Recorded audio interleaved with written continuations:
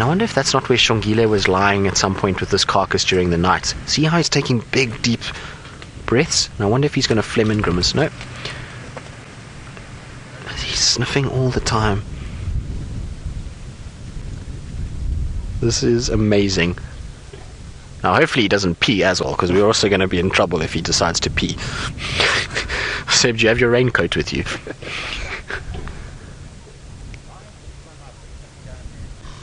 Wow. Not every day that you get something like this. So Kylie, you say he's playing King of the Hill? Well, yes, Kylie, he most definitely is. Although, I would say King of the Castle, more like. And hopefully he decides not to sort of send a message to those inferior people below, because if he does, like I say, we're in direct firing line. And it's something, to see the underside of a leopard's chin is not very common at all. You generally don't see that very much, and we're having a perfect view of it. Oh, are you going to park right there with this light? Oh, that is as good as it gets.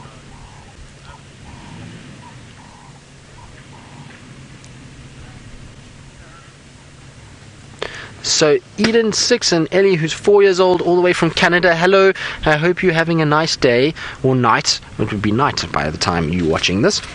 And you want to know if I'm not scared if the leopards will attack me.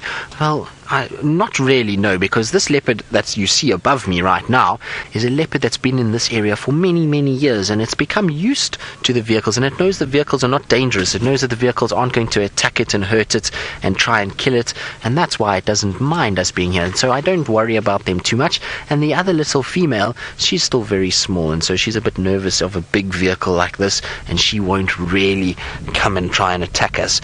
You've got to be a little nervous of leopards that don't know vehicles, because they will be a little bit more sort of wary of us, and they might try and attack, so we'll have to be nervous of them. But these two leopards, no, I'm quite comfortable with them, and I'm pretty happy that they're this close, because it's just the most amazing sighting, and it's making me very happy to be near them. Look at how gold his coat is in this afternoon light. Isn't this cool?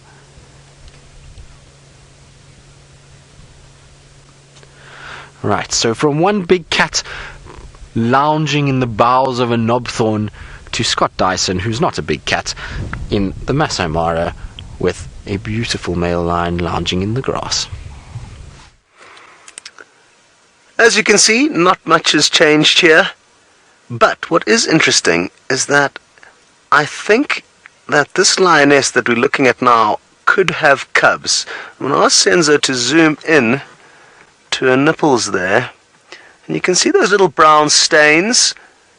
That indicates to me that they are in use at the moment. They are also quite swollen, indicating that they are probably producing milk. Now, this is all just speculation, but that, coupled with their behavior the other night, on Sunday night, they were marching straight towards a very thick kind of forested area along a lugger, a perfect place to den cubs. I'm sure there's lots of hiding places in this, so there could be some wonderful prospects of more cubs to this area, which will be absolutely wonderful. If the Agama pride of 4 have got 13 cubs and these 3 start getting involved, we could have a wonderful, wonderful lion population in the coming months, and obviously the joy of being able to watch the trials and tribulations of those cubs as they grow up. So that's something to look forward to. Again, it's just speculation. Let us know what you think.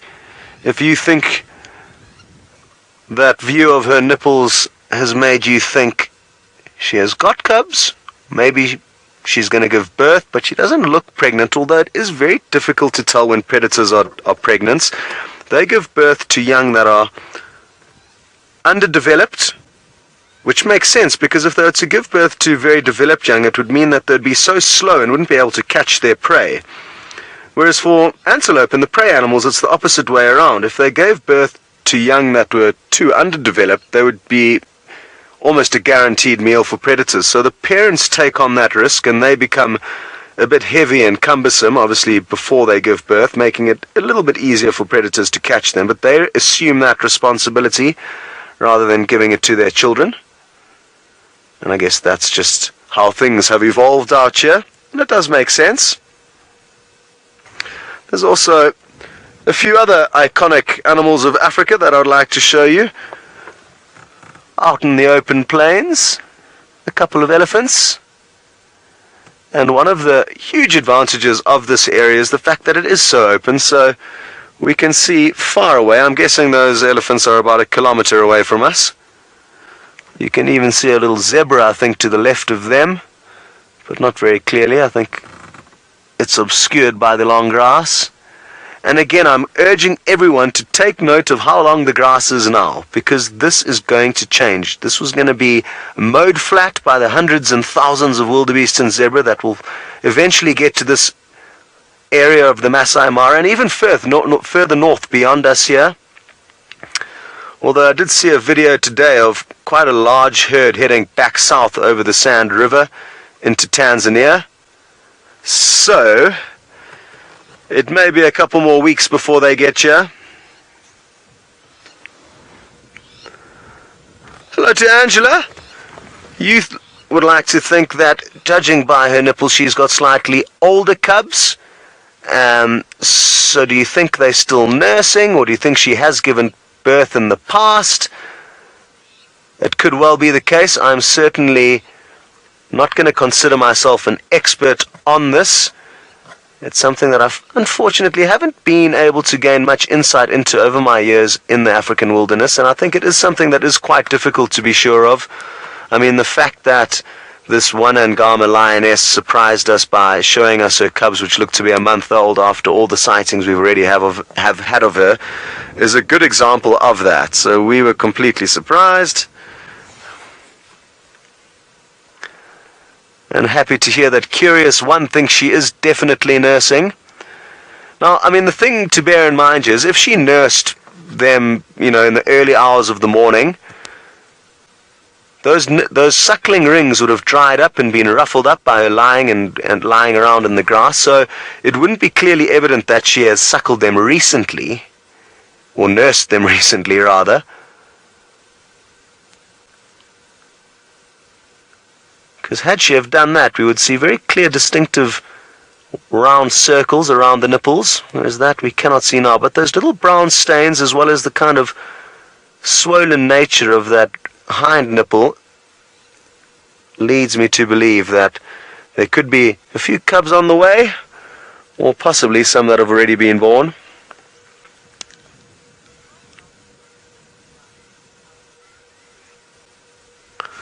Lisa, now you ask a very good question. It's going to be a tricky one for me to answer. You'd like to know how long will her milk last for if she doesn't have a meal.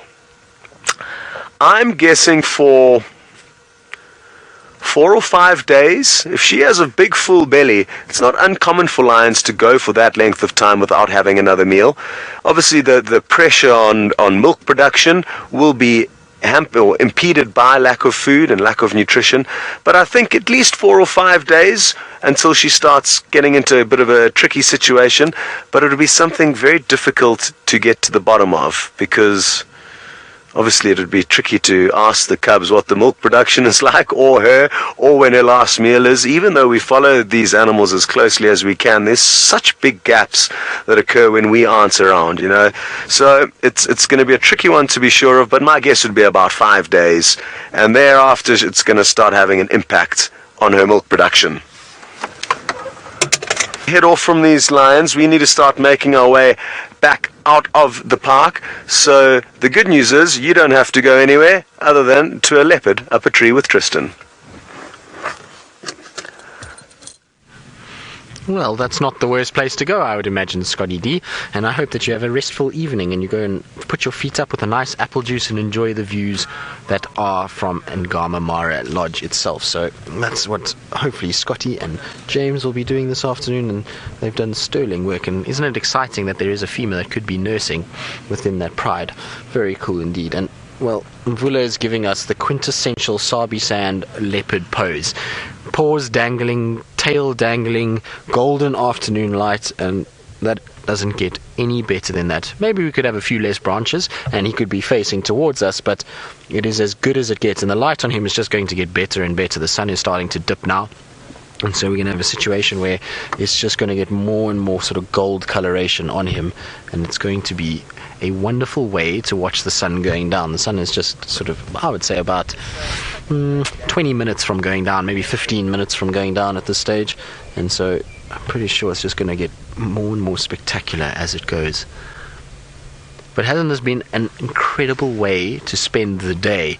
Now, it is a Tuesday, so I don't think we have a cat sort of themed Tuesday, but we should have had this on Catterday. This would have been a wonderful way to spend Catterday, and maybe we should do a one-word tweet as to what this morning and this afternoon sighting has made you feel. So let's do a one-word tweet, hashtag Safari Live, about our Tandi, Mvula and Xongile sighting. And I don't know where little Xongololo is. She's sneaked off quite far away towards a tree in the background there, and I'm not sure if she's still actually going to stick around. I think she's realized now that he's gone up that her chances of food have dwindled drastically.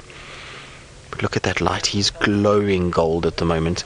Mr. Mvula, please can you look this way, because his eyes in this light would be quite something. But you can see that fur is all pitted a little bit, and definitely an older cat. So Kerry in Oklahoma, you're wondering if a leopard lightens with age. Well, particularly around the muzzle area and the eyes, you find that they do get a little bit lighter, but it's also a genetic thing. Some leopards are lighter than others. So Mvula has always had and the eyes itself. Eyes a little bit. You'll find that when they're cubs, they tend to be a lot brighter coloration, same as I suppose the coat, and then with age they do start to lighten up. But once they reach sort of adult, then the eyes stay pretty much the same color throughout their life. Very seldom you'll see too much of a change. So Mvula's eyes were a bit brighter in terms of the blue tone to it when he was a younger male. When I first saw him in 2011, his eyes were a little bit more on the blue side than what they are now, but very, very sort of minor difference. You'll find when he was a cub, he must have had sapphire blue eyes, much like little Tiani, and I'll show you exactly what I mean when it comes to changing of the eye color, if I can just find it quickly, because you'll be able to see perfectly how the cub's eyes change as they go. Alright, so I'm just trying to find a... Okay, there we go, we've got... So, this was little Tiani when she was a baby. You can see her eyes were absolutely bright sapphire blue, so she had these incredible eyes, and they were quite something to look at. So there you go, you can see very, very, very blue when she was a young little baby. Isn't that a cute little face? That was when she was about, at this stage, she was about 8 weeks old. She then got a little bit older, and her eyes started to change, so she then started to look a little bit more like this. So you see, she's still got that blue tone to the eyes, but it's faded slightly. It's not as sapphire as what it is, and that's her eye color to this day. Isn't that amazing? Eye color?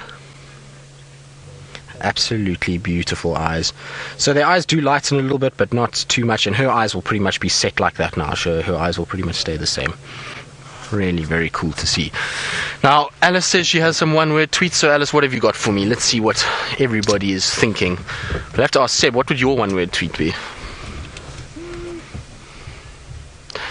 Daniel in Scotland says perfect, and I would imagine that's P-U-R, as in purring for a cat. Well, Daniel, I think that's pretty much sums up this 2 sightings in the day we've had with these beautiful cats. It has been absolutely perfect. They're wonderful, and the sighting itself has been interesting. Kobe, you say unusual. Most definitely, to have seen the sort of interaction and to watch Vula and the way he's gone about things, and also Xongile. It's been really interesting to watch Xongile, because as far as I know, this is the first time we've seen her with a big male leopard other than Tingana, who we know Tingana spent quite a bit of time when Karula was around, and she's probably quite comfortable with who Tingana is. But as far as I know, this is the first time we've seen her with an unknown big male leopard, and to have watched her behavior has been absolutely amazing. So Faisal, you say spot on. Well, yes, I suppose spot on is a good one. I quite like that one, actually. It has been a spot on kind of day, and spots have been raining, and I hope that the other spots that we saw first thing this morning before we found the leopards are going to show up this afternoon too, because that will just throw a little dynamic into the works if we see those lurking spots of the spotted hyena walking through this area. Pretty sure they'll cause a little bit of chaos, so I hope that they will arrive, and now's the time of day when you do start to kind of pick them up. They it's getting cool now. The wind is starting to drop a little bit. Sun is starting to set. And I'm pretty sure that these hyenas are going to start moving around. What is very interesting is Xongile is now far. She's nowhere near where we are. She's much to the right of this tree. She's kind of sitting there. And I think with him up in the tree, she can actually see where he is. And that's why she's not coming closer. Earlier, when he was walking around, you can see that tree in the background. So that's where she is. The big tree on the right.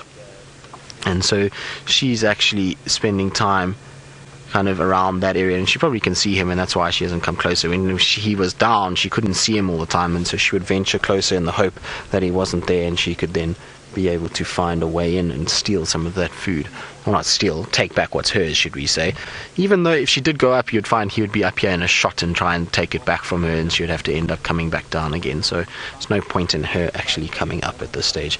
Oh, are you going to face us, big boy? Please do. Oh, it's a little stretch. Look at that, and you can see his big paws. And the claws are even coming out. Look at the size of those claws. Massive. Oh, he's put them back in again, but they were just out for a brief moment. You can still see the tip of one on the left paw there. There you can see it. You see it's still just sticking out of the sheath at this stage. And those are lethal. If they get hold of you, you're going to have a lot of problems. And he's eyeing his kill. I wonder if he's not going to start making his way towards where that is. Are you going to give us a last little glimpse before you go that way, Mr. Mvula? No, got to prune the branches so we don't get a thorn to the ear.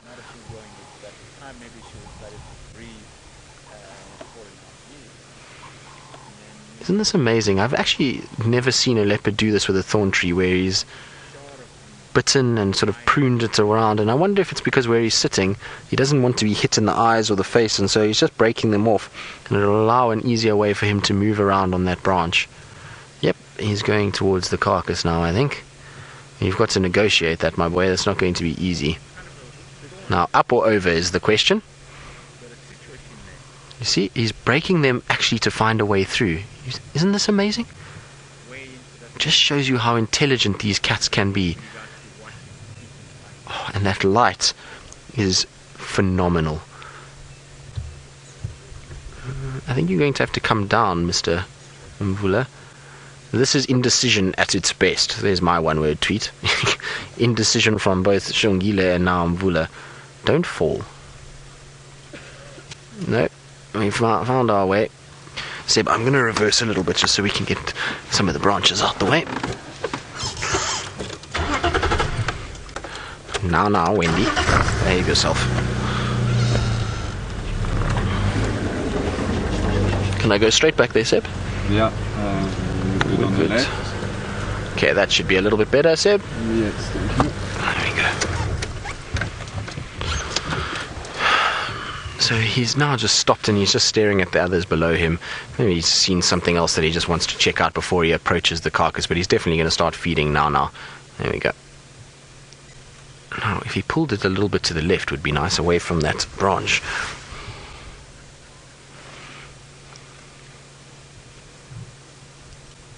Now, let's see if this is going to break and little Xongile is going to be rewarded. Him pulling the carcass might actually drive her to come a little bit closer, but look at the power he's got. He's actually pulling that off thorns. You can imagine how the thorns are sticking into that skin. There's also been a bit of dried meat that's sort of bonded with the tree, so very powerful to be able to move that through all of those thorns, especially an object that has got limbs all over the place and makes it difficult to actually see what's going on, or to be able to maneuver it between these thorns. Now he's busy plucking, so he's just going to use those front teeth to pull all of the hair away so he doesn't have to ingest that. At the end of the day, hair is not going to be the best thing to ingest. You're going to find that it doesn't sort of digest well, and so rather than eating it, pluck it all out and then expose that skin and meat that he can then eat. And look how effective he is at doing it. See how they're all kind of falling out, big clumps of it. So, Skywalker, you say don't drop it. Well, yes, don't drop it is probably a good thing, although we would like Xongile to get a little bit, so maybe half can drop, because no hyenas are here yet, so they won't run off with it. Even if he did drop it, you'd find he'd run down quickly and grab it and take it back up, or he'd try and consume as much as possible on the ground before any hyenas arrived, and if hyenas did arrive, he would then take it up from there. So, luckily for him, there aren't any lurking spotted hyenas, because otherwise this carcass would be gone quite quickly.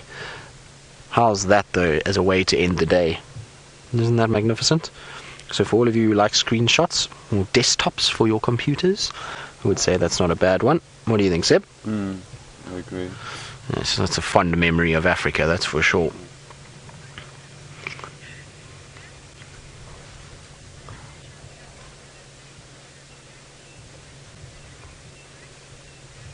So Leslie, you're saying it's unusual that Mvula's being fairly friendly and tolerant is probably a better word of Xongile, and in this sort of, given the situation.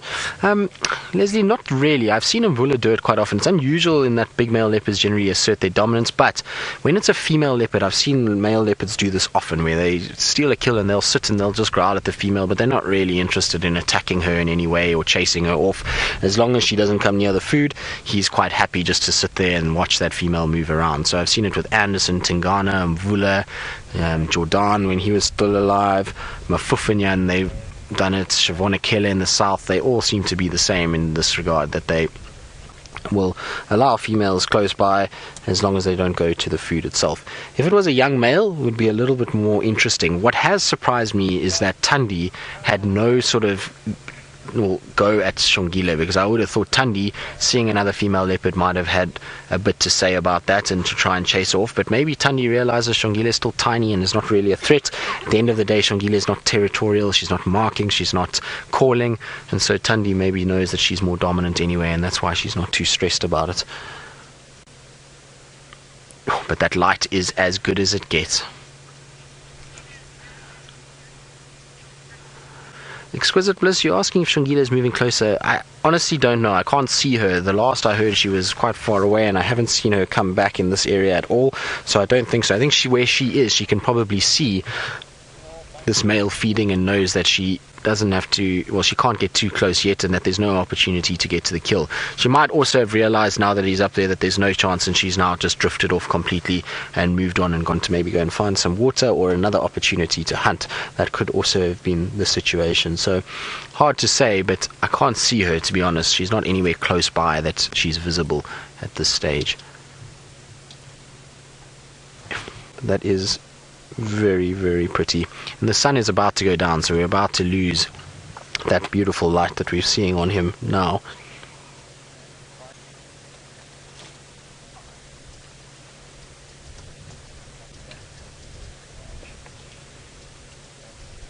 Now you can see he's exposed that leg joint and he's now tearing into it and getting whole big chunks of meat. And that's what he was looking for. And listen to how rough his tongue is when he licks.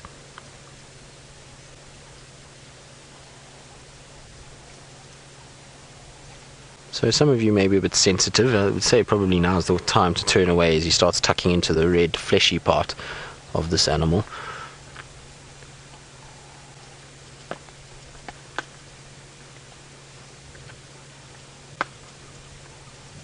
You can even hear some of the bones that he is breaking. I was saying this morning that this duiker is still small enough, even for Mvula in his older age, to be able to go through the leg bones and the ribs and even most of the spine. So he'll pretty much consume everything there. You might find, the horns will drop down and a bit of the skull, but he'll even be able to break the skull open and access those nutrient-rich brains that the duiker has. And so it's all valuable nutrients. As much as it sounds disgusting and is not very pleasant, he definitely will try and access that and get as much out of it as possible.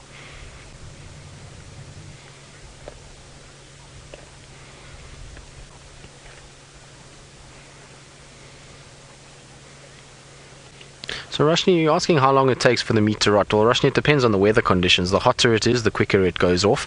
But generally, it will already start to be quite rotten. It wouldn't be fit for human consumption already by this afternoon, being exposed into the sun like that.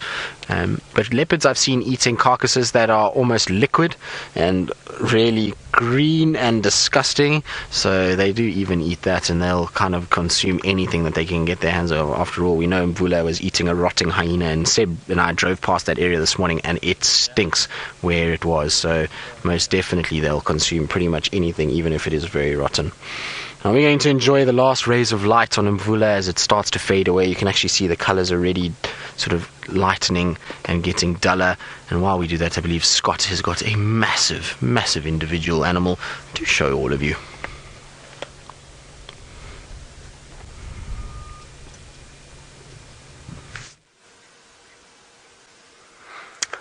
So we couldn't resist stopping to show you this beautiful scene of a herd of elephants in the golden evening light as we head on back towards camp. The female on the right, judging by how much her temporal dents are indented, as well as the way her spine is sticking out, indicates that she's probably quite an old lady. And wouldn't it be interesting if they could recite to us some of the stories of their lives? They live for such long periods of time, up to 60 years. So imagine what she's seen. Oh, look at that huge tear in her ear now. She's got some serious character, this big old girl. Beautiful tusks as well. And the things she must have seen in her years wandering around these parts must be quite remarkable. Further to our right, there's another beautiful scene that I would also like to show you. Some more iconic African animals.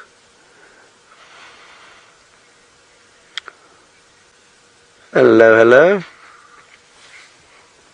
So hello to Lady Starfire. Are you interested to know my thoughts on tusk sizes of elephants in the Mara relative to those in the Sabi Sands, and whether I think the ones here are bigger?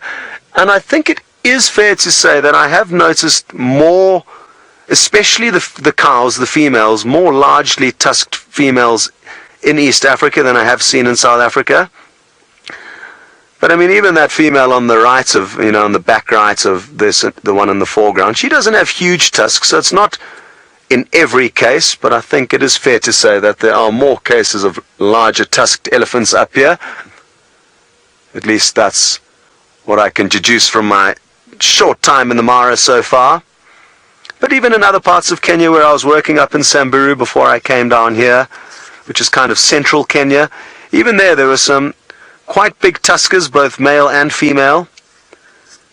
And a friend of mine who's a guide in Kenya actually saw a huge cow, the biggest I've ever seen, in a park called Savo, which is further east from here towards the coast. Very well-known park. I'm sure a lot of you have heard of the man-eaters of Savo. And it was a terrible time for the people who were building a railway line from Nairobi, the capital city, to the coast, and a lot of people were killed by some man-eating lions.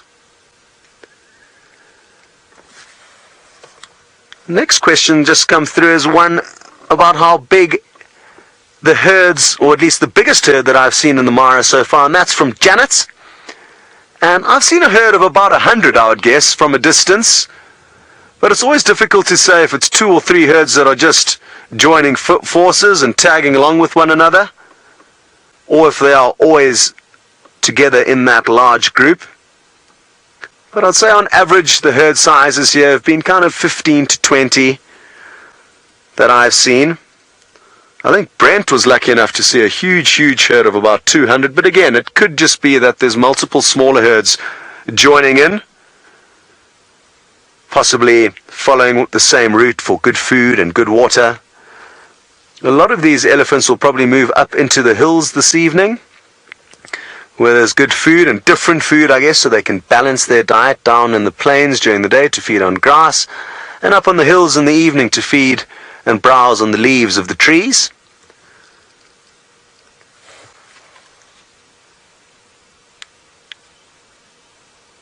Beautiful. Now, like I said, these elephants are probably going to be heading to the west up onto the Olololo escarpment, but Paul would like to know if they ever head east and cross the Mara River. I'm almost certain they do. Elephants, of all the animals out here, will be the least afraid of getting in water and crossing water.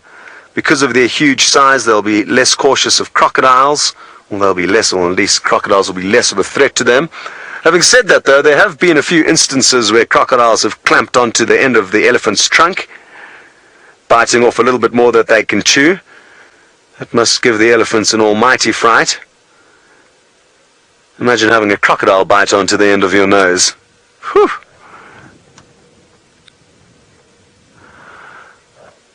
Well, from one beautiful scene in the Masai Mara, it sounds like you're going to be heading to another one in the Sabi Sands.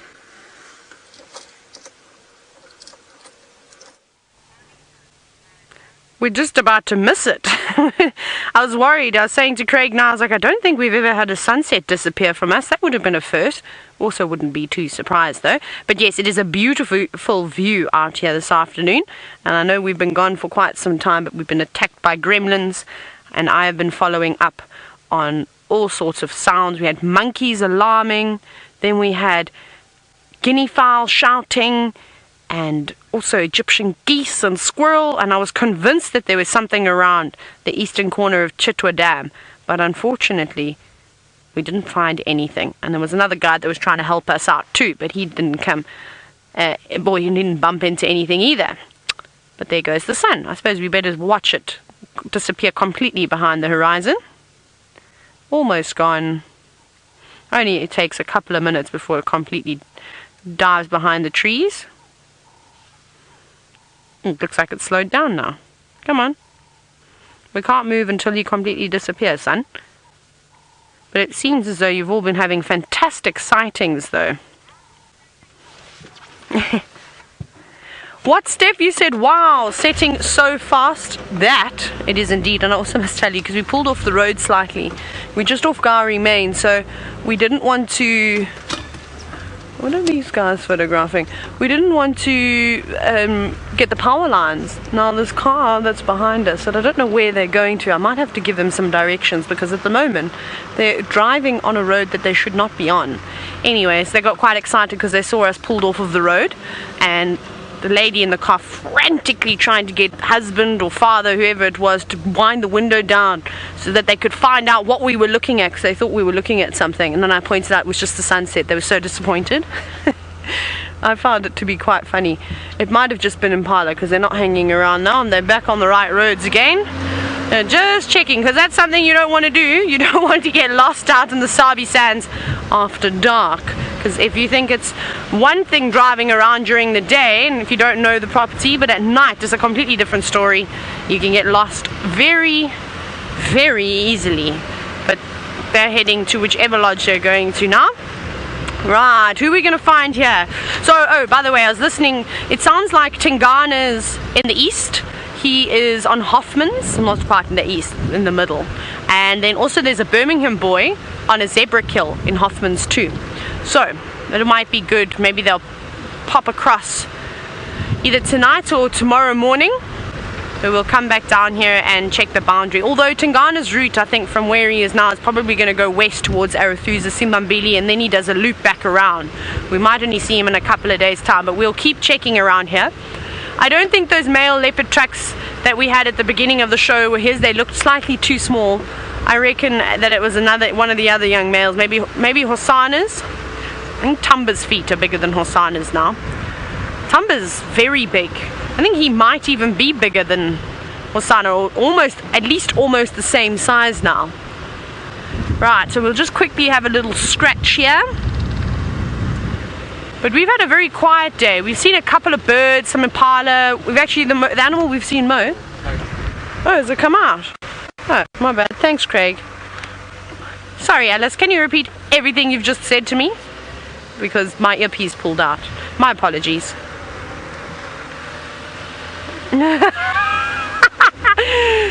That's so funny. I have to tell the viewers, because you'll all find this very funny, obviously, because I've just done it again. Why do I keep doing that?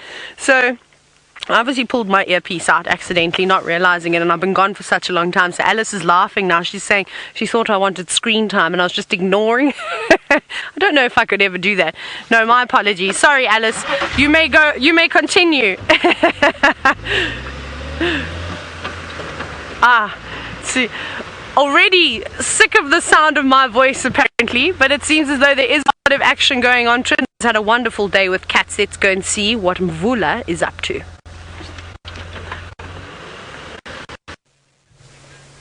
Well, I would imagine that you'd be more sick of my voice since we've heard it quite a bit today.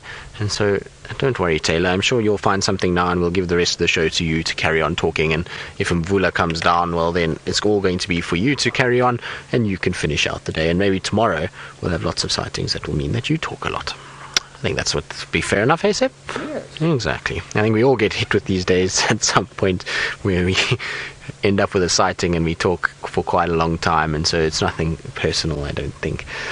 But isn't he beautiful? Now you'll see I've got the light on him at the moment just because the other guys are also here and they're using their lights, and it's all just to kind of help them out for a little bit. But we will change over to IR fairly shortly. But watch how he crunches through this bone. There we go. Isn't that amazing? Look at the amount of strength in that jaw. It's an incredible amount of power that these leopards possess to be able to crunch through leg bones and femurs and tibias and all kinds of other bones that these animals have.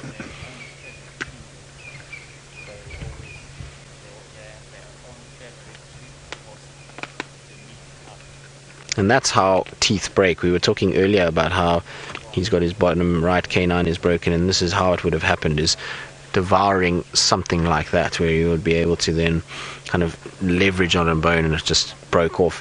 What was interesting was earlier during the school drive we could actually see the cavity that is formed, or where the root went through the tooth, and you could find a little hole just in the middle of the tooth itself, and it was quite interesting to watch. From this angle we won't be able to see now that he's up on top there. It's going to be very difficult to see that hole on that bottom right canine. But his teeth actually look quite good. They're yellow, but they are not blunt as I would expect them to be. Not nearly as blunt as some lions and leopards that I've seen. I remember Safari, in her last few weeks, her teeth were really like pebbles. And the same with Gogi, which was an old lioness from the Styx Pride. Her teeth are also they literally looked like small round stones at the bottom of her jaw and on the top. And so I remember the last time I saw her, she was feeding off a buffalo carcass and she was really struggling. So Christopher, you saying you're wondering if your broken tooth will grow back, or were you talking about Mvula? I would imagine if it's Mvula. But if it is Mvula, no, his tooth won't grow back. It's like us, when our adult teeth break, we don't get a tooth growing back at all. So with him, you'll find that now that tooth is broken, that's the end of that. In fact, I wouldn't be surprised infection starts to set in that hole that you saw there, and the tooth actually disintegrates more and more and eventually becomes nothing there. But I was saying that with Gogi, last time I saw her, she was on a buffalo kill, and her teeth were so worn that she was struggling to even chew the buffalo. She was literally licking the meat off of the bones and the skin, and she couldn't get any chunks of meat off. She was almost sucking the skin, trying to sort of break it apart. It was quite sort of heartbreaking to watch. And it was amazing, though, that she still survived another 3 or 4 months after that, before she eventually passed away of old age. And Safari was much the same. Unfortunately, Safari, when she got a little bit older, and for those of you who don't know who Safari is, she was Karula's mother. So she was the great-grandmother of, well, the grandmother actually, should I say, of little Xongile. And unfortunately she lived to the ripe old age of 19, and she had one eye and was a real trooper. And she was a leopard that really was one of my favorites at the time, because she always used to save us when we were guiding and we were struggling to find a leopard. You would be sort of in the last moment, the last afternoon drive, and your guests were despondent because they hadn't seen one of the spotted cats, and there she would come right out into the middle of the road, strolling down to save your bacon. So she really was a special cat, and amazing cat to follow at night, because she used to use your car all the time to be able to hunt. So every time you would move, she would move. If you stopped, she would stop. And it got to the point where it was quite ridiculous, because she would walk out into the road when you were coming purposely, that you would then join her at night, and she would wait all day until it was night time, and then she would step out in front of you as the night descended.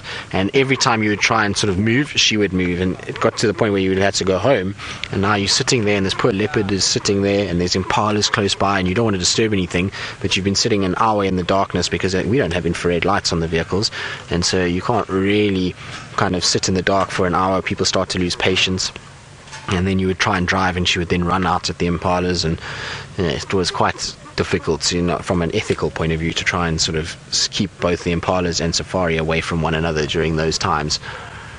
But you saw there, Vula just dispatched that hoof, no problem. So hoof and all just went down. So I was saying earlier, he'll digest everything, and that's a prime example. Is he's literally just taken off that whole leg, eaten the bones, everything that was part of it. And he's going to have to be careful because he's eating on that top half, which is actually balancing those bottom legs. So I'm surprised he hasn't tried to pull the bottom legs up yet and put them back onto the tree and to try and sort of balance everything out, because if he keeps continuing to eat like that, even though his paw is holding it, it might slip through and then land on the floor itself.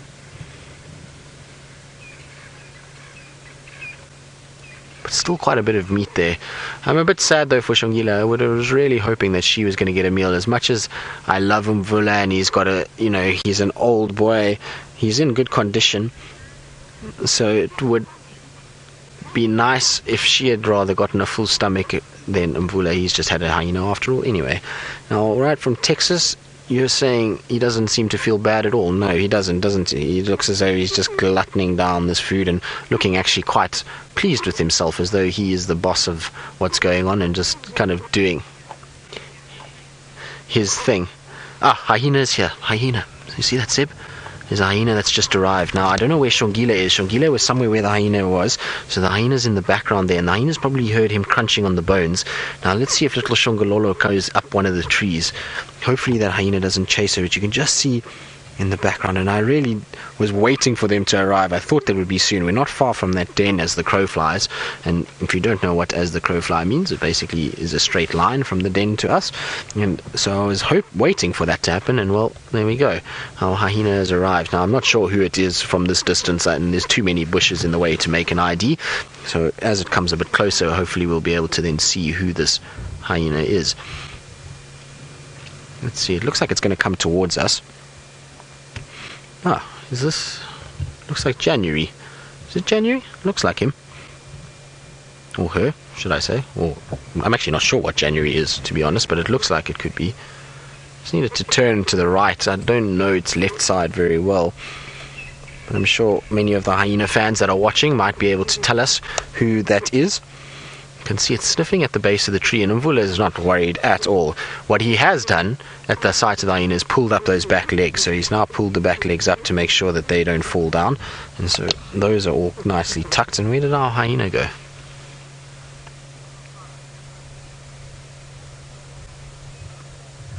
No, hyena's just hiding behind the tree at this stage. I'm sure it will come out eventually. I think it's going up towards that car. There we go. So, Crystal, you say January? Well, there we go. I also think it's January. I'm not 100% sure, but yes, it is definitely January, now that I can see that right shoulder with that semicircle and the little cut under the eye that we saw this morning. So January was at the den this morning, and there we go, has found himself, or herself. I'm not sure. Crystal, is it a male or a female? I'm not sure about whether January is male or female, so I can't see very much of it at this stage. As you can see, there's few trees in the way, so maybe Crystal, if you can let me know if it's male or female. It's definitely quite a young hyena. You can see how bright the patterns are, and they're dark blotches which will fade. And look how it's sniffing around, trying to find any sort of sign inside there of bits that have fallen down. And now I'm afraid Xongile's got no chance. So no matter what happens with Vula, if he doesn't finish it and he drops it, the hyenas will take it. So Xongile unfortunately has lost this one, and I would imagine maybe she's moved off now. At the sight of the hyenas, probably decided that's it. I'm not going to stick around because I haven't seen her coming in or skulking about. Anyway, there we go. So January is a female. Thank you for that, Crystal. Thank you very much. So at least I know now going forward. She is quite big already for her age, so I thought it might be a girl, but I wasn't 100% sure. And I've spent so little time around January, I just know from photos who it is, because that right shoulder's got that very prominent half circle on it, and so that's the only reason I know it's January. But I honestly didn't know that if she was male or female, so thank you very much. It makes sense though, just given her size and her general body shape.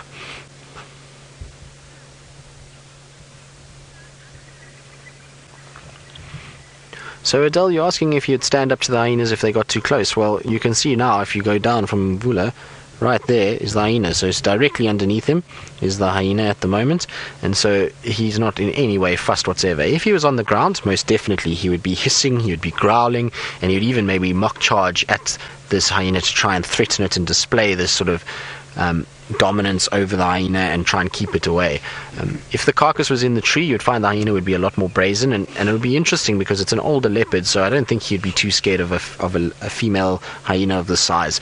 Big, bulky females, so somebody like Madam or Pretty or Scarback would be a little bit different because they're bigger, bulkier, more experienced, and he might have a tough time with them because they might come in and try and steal the carcass. But a young hyena like this, he would definitely probably dominate quite heavily and make sure that he can keep it away from him. And he stopped feeding and looking now. I just thought maybe little Xongile might be moving around, but I don't see her anywhere.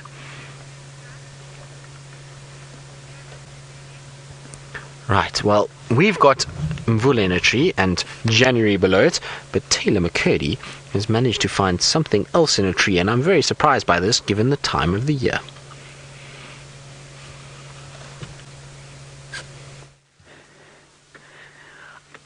Well, I'm just trying to help Craig find it again, but it's moving. Craig, here. Up a bit. There we go. I think it's that.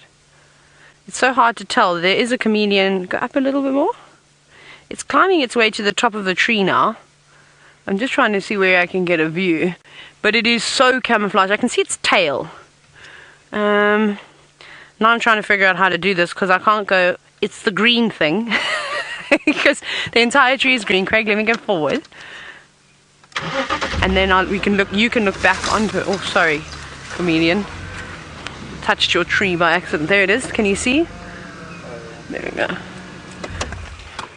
We'll look back at it. But it's in there. There it is. In amongst the guarries. How cool is that? Craig actually spotted this one, so all credit goes to him. Isn't that beautiful? So even though the weather is starting to get cooler, we still will see chameleons. Luckily, it doesn't get too cold, so they don't completely disappear.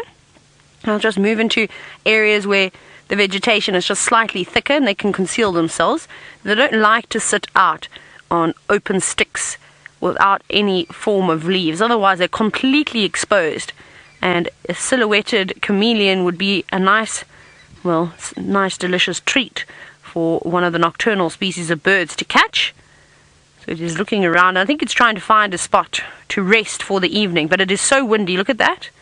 It's going to blow off of its perch if it's not careful, so you better choose your stick wisely, my friend.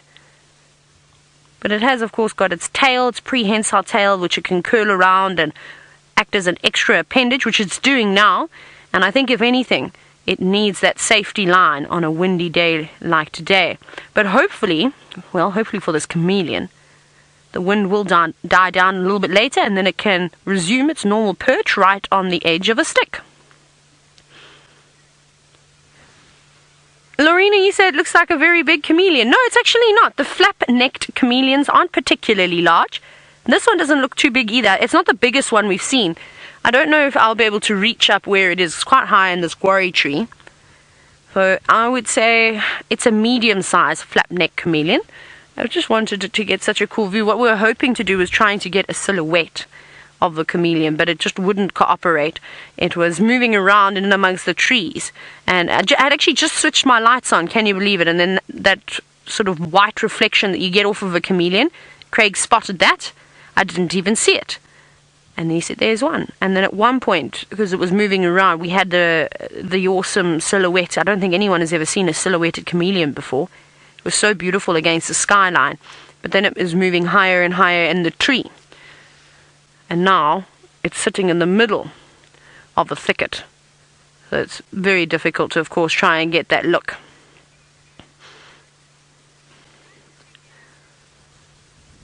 Hello, William, who's only 8 years old and all the way from Oregon. It's great to hear from you again. Now, William, your question was, can chameleons make noises? The flapneck chameleon, I haven't really heard them make any noises. Sometimes when they sort of blow themselves up and they open their mouths when they get upset, they almost make a slight hissing sound. But other than that, I've never heard a chameleon make a noise. I wouldn't be surprised, though, if something were to snatch them up, if they'd make a distress call.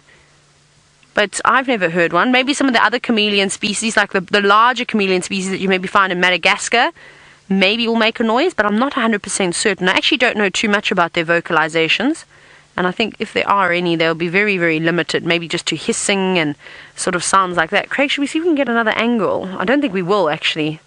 I was really hoping it was going to be nice. I can put the spotlight on for you if you want to have another look. There we go. I'm going to put a little bit of light on it. Exquisite Bliss, you say that you'd like to be a chameleon so that you could jump out and scare people. That would be quite terrifying. Imagine driving down a road and just sitting on a branch and then leaping into the face of a guide. I would scream. I'd have a nervous breakdown. I think I'd probably crash the car if a chameleon did that to me. That's actually very pretty now. I've just added a little bit of the spotlight to it. I know chameleons don't always enjoy the spotlight. Some don't mind it. Others seem to have a bad attitude about it. This one seems to be okay for now. But how cool was that? That was an amazing sighting. Still looking around. Looks slightly petrified, don't you think? Like, oh my goodness, my camouflage is not working. I've been spotted. Abort. But obviously they're not particularly quick. Oh, actually, I say this, and I've had a chameleon completely disappear on the ground because it moved too fast for me to keep up. But in the trees, it's a little bit more difficult, especially on a windy day, to be able to hold on tight. I just love their little feet. Isn't this beautiful? And there's lots of babblers and things. You can probably hear them making quite a bit of noise too.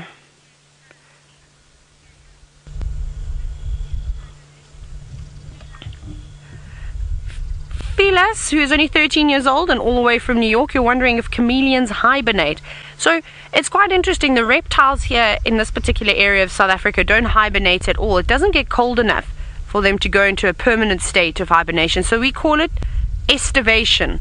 So they'll go into these periods of time where they won't do anything. They become slightly dormant, but as soon as the weather warms up again, then they'll carry about as if it was summer. So chameleons don't hibernate. We just don't see them as often. We're actually chatting about it with Craig. It's not like they bury themselves underneath the ground or completely disappear. They just move to spots that have a lot of vegetation around. Like I said, a chameleon relies on having leaves on a tree. If it was just on the stick on a bare tree, it would be spotted quite easily, and lots of different things would find a chameleon delicious to eat. So it'll just move around into sort of thicker areas. So it might go into something like a peltiforum, an African wattle, which doesn't lose its leaves. It'll just try and find the evergreen trees. But how cool was that? But I think we'll leave this chameleon though. I don't want to spot it too much with the light. There we go. Now, Drago, a question that is asked often, you're wondering if chameleons can really change any color that they want to, and the answer to that is no. For instance, the flap-neck chameleons can only really alter their coloration, and it's a physiological response to the environment as well.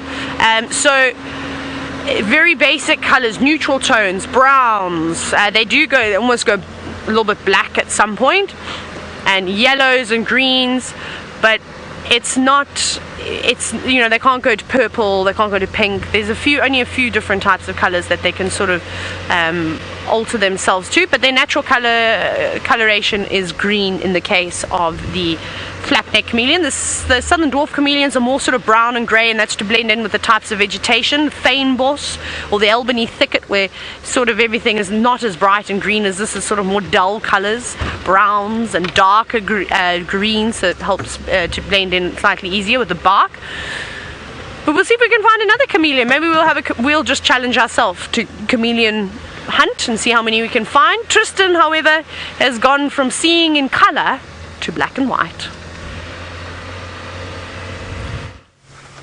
We have indeed. We've changed our colors to infrared because it's getting quite dark now, and so you can see just how light it is with the infrared and how much detail we can see without having to worry about lights. Obviously there is another vehicle here, so they're spotlighting him at the moment, but it's amazing to me how this infrared works and how crystal clear the image is even when it starts to get dark. And I'm so glad we don't actually have to use spotlights anymore, because it's kind of feel bad when you shine a light at a leopard, and much nicer now when we can just enjoy the sighting without having to shine lights at them and they can go about their business the way that they do. It might be quite cool. Imagine if we get lenses that go infrared that you can just pop on your head, and we give to all the safari guests it's these kind of infrared masks, and that allows them to see like we're seeing now. Would be very cool. But isn't that amazing? That's cool. I like that picture. It's sort of very monotone, but it's a nice contrast between this. Winter in Africa. Yeah, Winter in Africa. There we go. Well done, Seb. I like that. Nice title for your screenshot there. But you can see he's making short work of this. This is not going to be gone. I mean, not going to last more than probably another hour. He'll finish all of that. His belly will still distend quite a lot more than what it already is. So he's definitely going to go through all of that, and there will be, unfortunately, nothing left for little Xongile. I'm sorry, Xongile. You're not going to get any of this, my girl. I would actually also like to know where she is, so we'll probably leave Mvula shortly to try and see if I can't find where Xongile is, and maybe we get lucky and find Tundi somewhere in this area as well. The temperature really has dropped quite significantly in the last 10-15 minutes, so I would imagine that one of these leopards might start moving, and I would also imagine that Xongile or Tundi would start to look for water, particularly Xongile. She's been quite active today. She's moved around quite a bit, and so I'm sure she's a thirsty girl, and I wouldn't be surprised if she arrives at Galago Pan. And if not Galago Pan, look out for her on the dam cam, because it wouldn't surprise me that one of these three leopards makes an appearance on dam cam tonight as they move around in the darkness of the night and look for water. I often find after a carcass they do try and find water just to replenish any of the liquids that they've lost, and also meat itself is quite has got a high sodium content, and that means that they like to drink a little bit more water. It's actually a little bit more than I first thought. There's still, I forgot that he's still got the front end to go through, so he's still got a little bit, maybe not an hour. You might find that he'll finish this during the course of the night, but there definitely won't be much left here tomorrow. I'd be very surprised if he's still here tomorrow.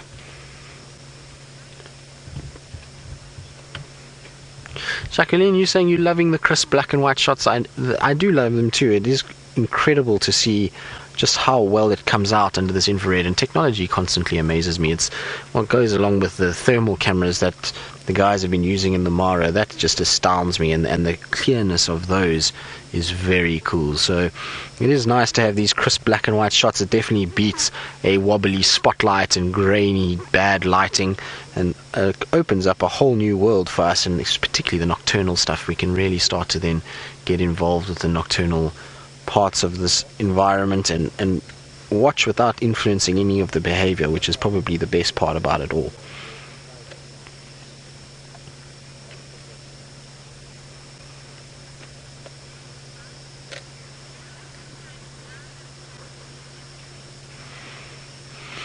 So Lady Starfire, we don't actually find that many carcasses in trees, not as many as you would think, and the reason why is right there. You see he almost dropped it, and so they often drop them towards the end, and so you find them kind of falling down and the hyenas take care of them. But you will find every now and then a carcass in a tree, and generally it's from a leopard that may have eaten and has unfortunately had its fill and left it, and the meat has gone off a little bit, or it's a leopard that's very skittish and a vehicle has come along and that leopard's abandoned it. I know Taylor said to me the other day that she had an impala carcass with tracks of a leopard, but she actually didn't find anything, and so that could also be possible. Oh, that almost went over.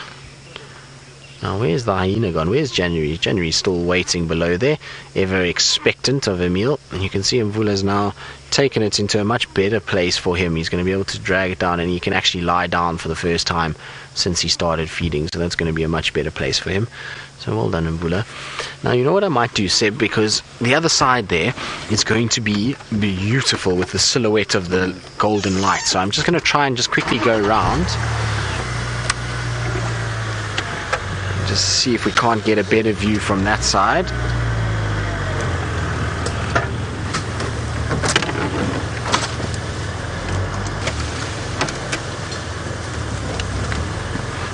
Now of course Wendy's being Wendy and now does not want to turn her lights on, so that's going to be interesting a little bit later when we have to drive home, because it seems like we've got no headlights at this stage.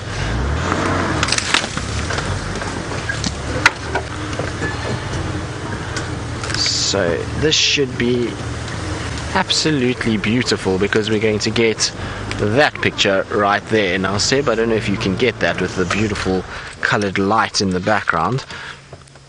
How's that for amazing? That's about as good as it gets. That is very, very pretty indeed. Look at those beautiful pinks and purples and highlights that are in the sky from the setting sun, and a big male leopard in the tree just adds to that perfectly. Well, that's very pretty. Well done, Seb. That's about as good as it gets, I would say.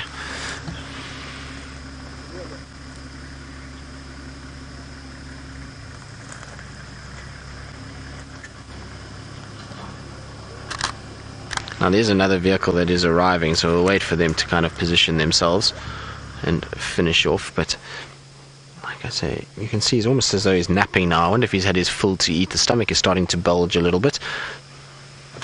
But wow, the colours in the sky are incredible as well. We probably missed the best colouring. It's not quite as good as I thought it was going to be. I was hoping for it to get a bit brighter than what it is now, but it's still very, very pretty.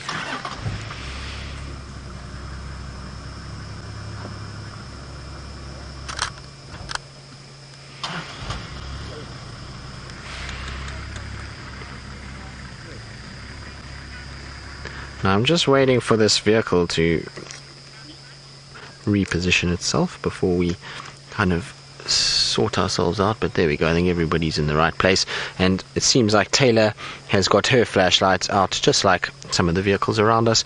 And while we admire that view, let's go across to Taylor and see how her search is going with her light.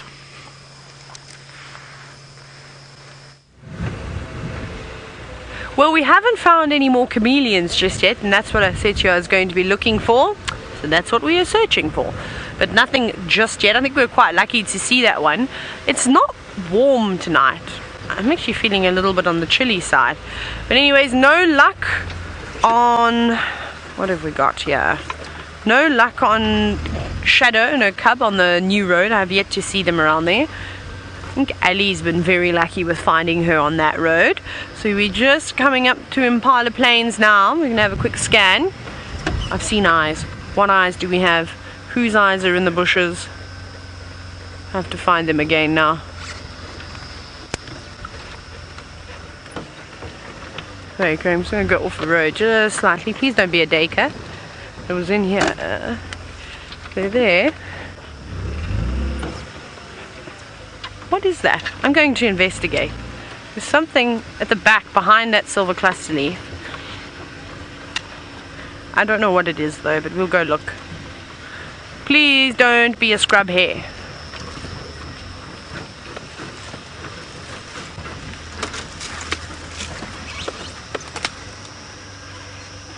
Oh no, it's a steenbok.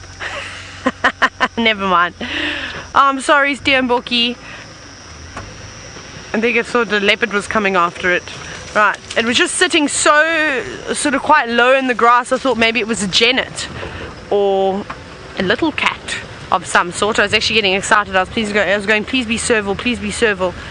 But no serval for us. It was a steenbok pretending to be one. What else have we got here? Ooh, let's go back to... no, can't go that way. Let's go back to the road. The road is coming up just now. Now, this is an area that the Birmingham boys like to move through during the middle of the night while we're sleeping. Well, while some of us in camp are sleeping. Others are listening to everything that's going on. And I feel as though they do it just before drive's about to end. So I thought I'd come and just check around here. Maybe we get lucky and we catch one of the Birminghams on the move. They did find the Nkuhuma Pride as well. I don't think I mentioned that to you. Not too far from where we had their tracks crossing out, so that's quite exciting. And they haven't eaten anything, which is not so exciting. I feel very sad for those lions. They're looking quite thin.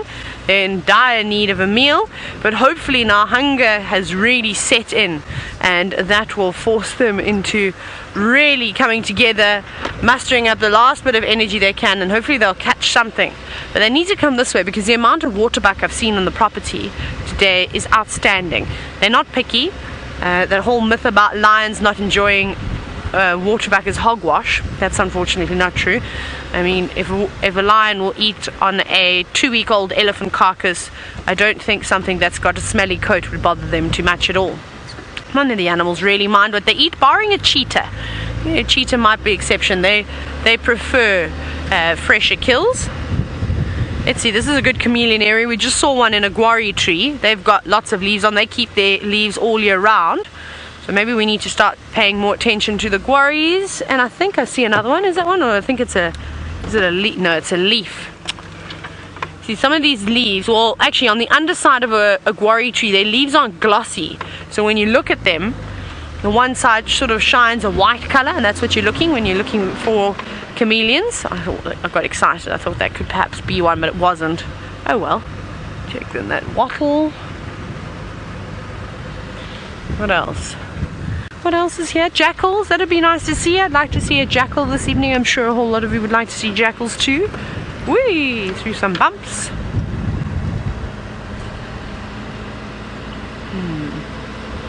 Craig, what do you think we're going to find tomorrow morning?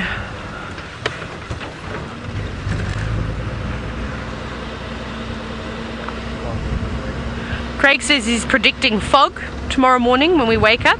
That's what we're going to see. We're going to see fog.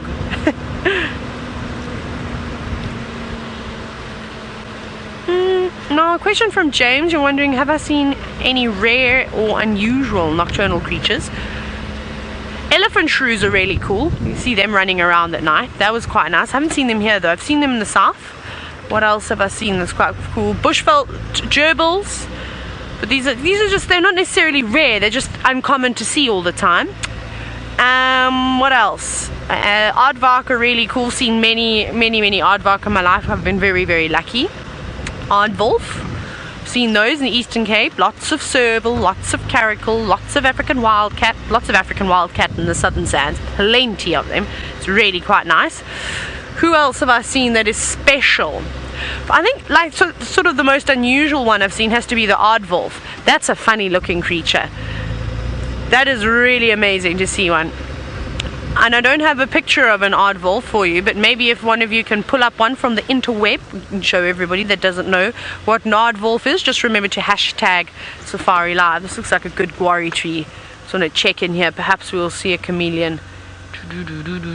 Scan the tree. Poor Craig's now going to try and follow where my spotlight goes. No chameleon in this ginormous guarri tree. We'll keep searching for chameleons and other creatures of the night. Who knows what we might see. And I'm going to send you across to Tristan. He has now left the leopards. Maybe he'll have some luck with a civet or a genet.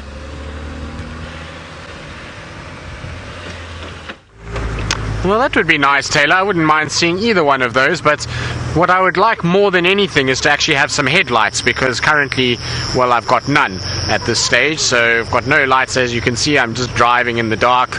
They don't want to turn on. Oh, hello, little scrub here. And other than that, my steering wheel also just doesn't really want to play the game, so the steering is just turning on its own, and it seems as though we're having a bit of a tough time of it. What are you nibbling on there? What have you found yourself? Yes, we're watching you. It almost has that guilty face, like it's just raided the pantry and got a sweet out that mom has told it not to eat. But there's a little forb growing in the road that it seems to have dug up and dug out. And that's what it's...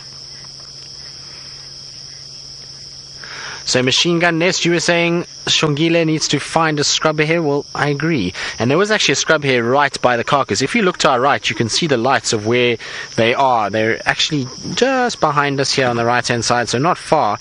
There's a light in the distance there, somewhere in that area. So those big trees that you see over there, Seb, so a little bit to your left, I think, where I'm shining. So that way is where the leopards are, in those big trees in the background there. You can actually see the light of a vehicle in the distance, and so it's not far, so maybe little Xongile needs to come this way. And I actually came past Galago Pan in the hope that maybe Tundi would be in this area and having an afternoon drink, but I don't see any sign of her. It seems as though all is gone. Right, little scrub here, I'm going to try and come round you and try not to disturb your dinner, so let's just do that. Yes, enjoy your dinner. You seem as though you found something delicious, and that's got to be the most relaxed scrub here in the world. Is dinner that good that you don't want to move? Look at this. The scrub here is sitting right next to us. So there it is. Hey, little one. What are you eating there? I'm trying to see what it's eating. It looks like maybe some sort of a thorn. What have you got? How cool is this? Not every day we get to see scrub hares at this distance. And especially feeding. You can see where it's dug up that vegetation. And look how busy that little... There we go, a little bit more digging. What have you found there? This is amazing. Yes, we're talking about you. I love how their noses move all the time. And what is that on its ear? Is that a tick? Oh, no, it's just run away now. There it is. It looked like a massive giant tick on its ear. So that's quite interesting. I've never seen such a big one, and it's difficult with the infrared because it's black and white, so can't really get a color on it. But it looked like a massive tick. Shame. We'll have to get rid of that and find a partner to groom it off you. Well, at least we weren't too far from home, and we weren't able to now drive in the dark from too far away. It would have been very, very unimpressed if I had been all the way near Buffelshoek Dam or on the side of Chitwa and have to drive in the dark. So it's not a long way home. At least we're just at Gallego, so a nice little short hop in the dark for us. And Seb's going to help me with a spotlight of his own, and it sounds like Craig and Taylor are on absolute fire and have found themselves another little animal of the night.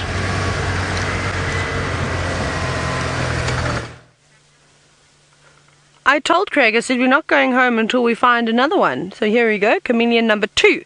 And this is actually a great example of where chameleons go when they've... Look at that. See how close we are to the ground when I'm telling you about sort of where they go during the cooler months. So I'm going to just point, the ground is right. Look there, there's the ground.